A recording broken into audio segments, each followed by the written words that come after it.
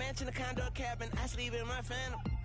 Dancing with the stars to the Star-Spangled Banner. I change your channel, I change your pattern. I ring your Saturn. You madam, she get and I shake the ladder. Ridley, you're tuned in to the NFL. It's hard to imagine this not being a fun game to watch. It's the Ravens going up against the Jaguars. With that, let's hand it over to Brandon Godden and Charles Davis. They've got the call on this Week 3 matchup. All right, Larry, thanks. EA Sports coverage of the NFL brings us to the Sunshine State and Everbank Field here in Jacksonville. Today, it's Week 3, and we've got a good one in store between the Baltimore Ravens and the Jacksonville Jaguars. Alongside my partner, Charles Davis, I'm Brandon Godden. Charles, you look at this Jaguar team. It's been a great start to the season, back-to-back wins to begin the campaign. Yeah, you don't want to get too excited. There's still a lot of season to go, but they've come out playing good fundamental football, and that might carry them a long way. Meanwhile, for the visiting Ravens, they come in at an early crossroads here, facing a tough opponent on the road where a loss would make them 0-3. And when you start that way, doubts really start to creep into a locker room, and guys start to battle each other instead of worrying about winning games.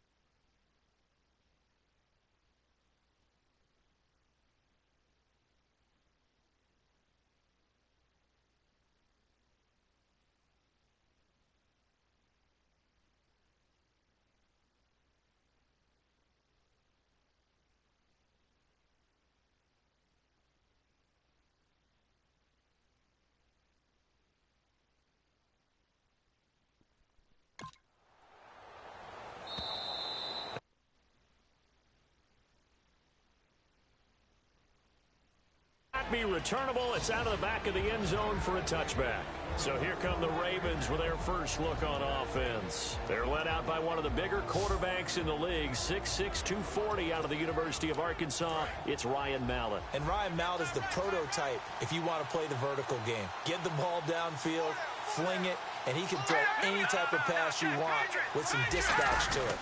Loves that big right arm and loves to throw it. And not a whole lot doing there as he'll get it up to about the 28-yard line. Give him 3 on first down. It'll set up a 2nd and 7. Some of the most unselfish players on any football team, defensive tackles, because we ask them to just eat up blocks, allow other people to make tackles. But when he can make the play himself, as we just saw there, that's a big day. And he is going to lose yardage here. It'll be a loss of 1, and that's going to lead to a 3rd down. So a look here at the key inactives, and we got this list before the game down on the field. And they tell us the same thing every time, don't they? Next man up. No excuses. Be ready to play.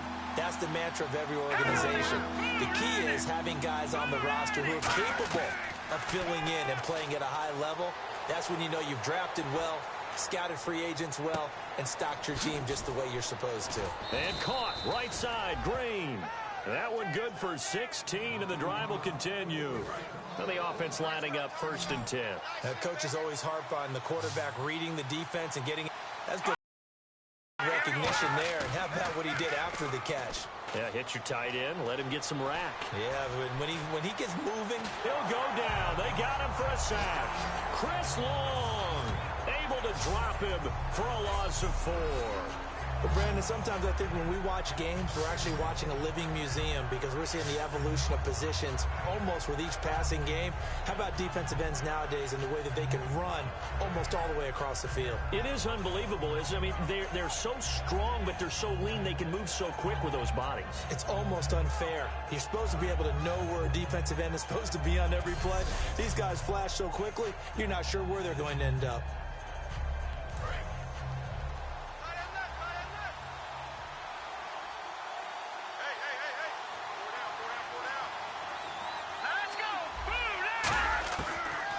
Now, and he's got his target. It's Vernon Davis. And he showed off the athletic juke. Good little gain there. Not a whole lot of real estate, but a nice carry. Well, the coaches mentioned they weren't as concerned about big play offense. They thought they could get some shorter, quicker stuff and be consistent. And that's kind of what they showed there. What they saw in preparation, what they saw in film, is a defense that likes to get out fast in terms of coverage, meaning they either bail out or they give them a lot of space to throw the underneath stuff, so they decide they take advantage of it and worked on it hard in practice this week. And at his size, he's a smaller back. You can get him to football. He can kind of get lost, make someone miss. It's good for him. Yeah, it's great for him. I like what you said there. Sometimes he gets lost in the traffic a little bit, but get him out in the open field into some space. That plays to his strengths the best and keeps him out of it where all the big boys are, you know, make someone miss in the open field. And here's the offense today that hopes to get off to a strong start. And on 2nd and 10 now.